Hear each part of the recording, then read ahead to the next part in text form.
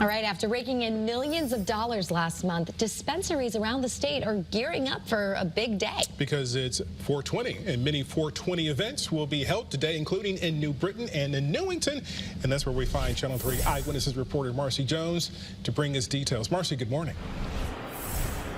Good morning. Well, this is the first 420 since recreational pot sales have become legal here in the state of Connecticut. And just to make sure that all celebrations are safe, the Department of Transportation is sending out a message to folks who plan to celebrate.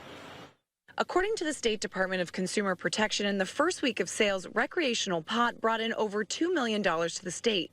Since then, sales have continued to climb every month, with recreational and medical cannabis reaching more than $22 million in March alone.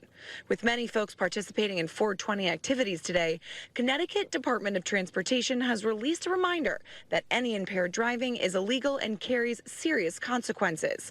So if you indulge, stay home or get a safe ride.